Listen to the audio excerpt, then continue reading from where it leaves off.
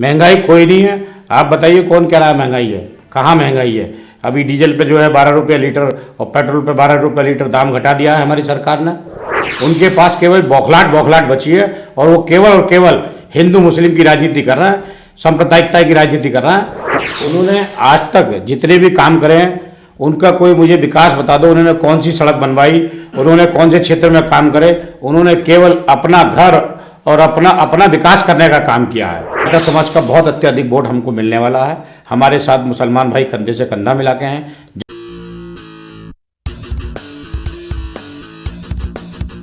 नमस्कार, आदाब। आप देख रहे हैं द हल्ला बोल।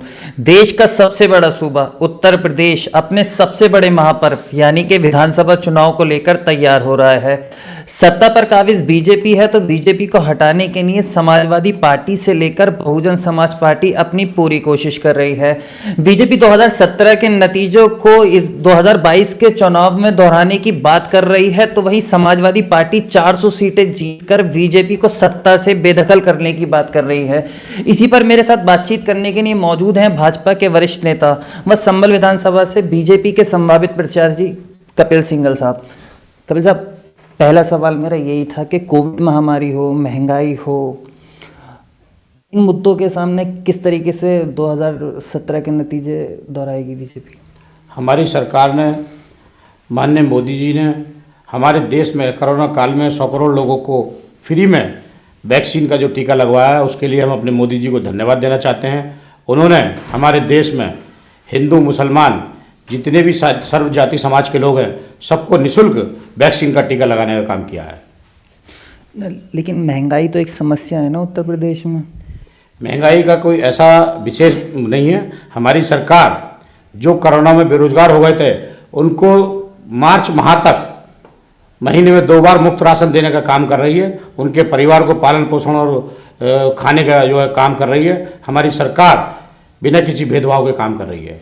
अच्छा, आप मानते हो उत्तर प्रदेश में महंगाई कोई नहीं है? आप बताइए कौन कह रहा है महंगाई है? कहाँ महंगाई है? अभी डीजल पे जो है 12 रुपये लीटर और पेट्रोल पे 12 रुपये लीटर दाम घटा दिया है हमारी सरकार ने। लेकिन समाजवादी पार्टी के जो राष्ट्रीय अध्यक्ष हैं अखिलेश यादव, वो कह रहे हैं 400 सीटें जीतेंगे। वो तो बौखला गए हैं। उनके पास एक ही मुद्दा था, किसान आंदोलन का। वो भी हमारे माननीय मोदी जी ने उस मुद्दे को राष्ट्रीय हित को ध्यान में रखते हुए उस मुद्दे को भी समाप्त कर दिया। अब उनके पास कोई मुद्दा नहीं है। उनके पास केवल बौखलाहट बची है और वो केवल और केवल हिंदू मुस्लिम की राजनीति कर रहा है, सांप्रदायिकता की राजनीति कर रहा है। ऐसे अब हमारा हिंदू मुस्लिम जो समाज है सब पढ़ा लिखा समाज है, सब समझ चुका है। केवल और केवल विकास की राजनीति हो रही है। हमारी भारतीय जनता पार्टी विकास के मुद्दे को लेकर चुनाव लड़ी है। अच्छा, असदुद्दीन ओवैसी चुनाव लड़ रहे हैं प्रदेश में, तो वो किसकी बी टीम है, बीजेपी की या समाजवादी की? वो किसी की कोई बी टीम नहीं है। वो अपने आप को वो ये बताना चाहते हैं कि जो है अखिलेश यादव मुस्लिम नहीं है, मैं सच्चा मुसलमान हूँ, मुसलमान मुझे वोट करें। वो कोई बीजेपी की, वो तो बल्कि समाजवादी ही की फाइनेंस करी टीम है। क्योंकि अभी उन्होंने एक व्यवहारिक बयान दिया था बाराबंकी में कि हम उत्तर प्रदेश को शाहीन बाग बना देंगे। तब भी मैंने आपके लोगों के चैनल के माध्यम से बता दिया था। अभी 4 दिन पहले आपके चैनल के माध्यम से सब बताया था कि वो क्या है और क्या नहीं है। लेकिन उनके चुनाव फायदा तो आपको होता नहीं। ऐसा कौन कह रहा है फायदा होता है? ये संभल मुस्लिम बाहुल्य क्षेत्र है, इसलिए आपको यहाँ पे लग रहा है कि हमें फायदा होगा। लेकिन हमारे साथ भारतीय जनता पार्टी के साथ मुस्लिम समाज का बहुत भारी बहुमत हमारे साथ है, जाटव समाज का भी बहुमत हमारे साथ है। इसलिए समाजवादी और बसपा के लोग बौखलाए हुए हैं। चलिए, मैं संभल विधानसभा सीट को लेकर बात करता हूँ। समाजवादी पार्टी का गढ़ है संभल विधानसभा सीट। जो मौजूदा विधायक हैं वो पिछली लगातार 5 बार के विधायक हैं, तो कैसे उनके चक्रव्यूह को तोड़ जाएगा? क्योंकि पिछली बार भी चुनाव में आपके भाई थे, वो चुनाव में उतरे थे और उन्हें भी शिकस्त मिली, तो आप कैसे उनको शिकस्त दे देंगे अगर बीजेपी आपको प्रत्याशी बनाती है?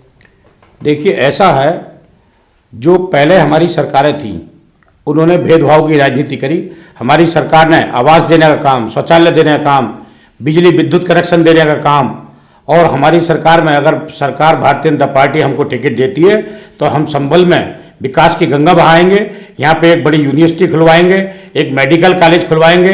यहाँ पे रेल की जो समस्या है उस समस्याओं को केंद्र सरकार से मिलकर उसको दूर कराएंगे।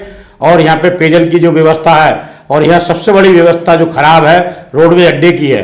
रोडवे अड्डा हमारे, अगर हम भारतीय जनता पार्टी संभल से चुनाव जीतते हैं तो रोडवे अड्डा एक सुंदर रोडवेज अड्डा संभल के अंदर बनवाएंगे, जिससे हमारे संभल के क्षेत्र की जनता को आने जाने में कोई परेशानी ना हो। और शिक्षा के लिए यूनिवर्सिटी खुलवाएंगे, इलाज के लिए मेडिकल कॉलेज खुलवाएंगे। नहीं, लेकिन जो मौजूदा विधायक हैं, समाजवादी पार्टी के विधायक हैं, लगातार उन्होंने चुनाव लड़े, लगातार एक मैंडेट उनका बढ़ता रहा है, तो मैंडेट उनका हर बार मैंडेट बढ़ा है, तो किस तरीके से मतलब उनको उन्होंने आज तक जितने भी काम करे हैं उनका कोई मुझे विकास बता दो, उन्होंने कौन सी सड़क बनवाई, उन्होंने कौन से क्षेत्र में काम करे। उन्होंने केवल अपना घर और अपना विकास करने का काम किया है। नहीं, लेकिन उनको मैंडेट तो हर बार उनका बढ़ता जाता है ना, अगर काम नहीं किया होता तो उनका चुनाव में शिकस्त मिल सकती थी। ऐसा है, इस बार जनता जो भोली भाली जनता जो पुरानी सरकारें ठगती रही हैं, अब कोई ठगने वाला काम होने वाला नहीं है। मुसलमान भाई, यादव भाई, जाटव भाई और जितने भी समाज के लोग हैं, सब पढ़ा लिखा समाज है, सब समझ गए हैं केवल और केवल विकास के नाम पर मोदी जी और योगी जी को वोट मिलेगा। और आने वाले 2022 के चुनाव में भारतीय जनता पार्टी की पुनः सरकार बनने जा रही है पूर्ण बहुमत के साथ। अच्छा, संभल में जो समाजवादी पार्टी है उनका आपस में ही झगड़ा है टिकट को लेकर। जो मौजूदा सांसद हैं डॉक्टर शफीकुर रहमान, उनके पोते ने भी दावेदारी ठोक रखी है, और जो मौजूदा विधायक हैं वो भी इस बार अपनी दावेदारी मजबूत बता रहे हैं, तो कौन मुख्य चुनौती हो सकता है इस बार? भाई देखिए, ये तो उनका पार्टी का अपना मसला है, अपना मसौदा है, वो किसको वोट टिकट दें, किसको लड़ाएं, किसको न लड़ाएं, ये तो उनका अपना सोचने का विषय है। इसमें हम उसके बारे में हम कुछ नहीं कह सकते। अच्छा, मेरा आखिरी सवाल था, अगर बीजेपी आपको संभल विधानसभा से प्रत्याशी बनाती है तो कितने बड़ी जीत हो सकती? संभल अगर भारतीय जनता पार्टी हमको प्रत्याशी बनाती है तो हमको मुस्लिम समाज का जो भारतीय जनता पार्टी को मिलता आया है वोट, उससे भी बहुत अधिक वोट, और जाटा समाज का बहुत अत्यधिक वोट हमको मिलने वाला है। हमारे साथ मुसलमान भाई कंधे से कंधा मिला के हैं, जाटा भाई हमारे साथ कंधे से कंधा मिला के हैं, और आने वाले जो 2022 का चुनाव है उसको समय ज़्यादा दूर नहीं है, आपको सब आपके सामने दिखाई दे जाएगा। चलिए, शुक्रिया हमसे बात। ये थे बीजेपी के वरिष्ठ नेता कपिल सिंगल जी, जिन्होंने आने वाले विधानसभा चुनाव को लेकर अपनी बात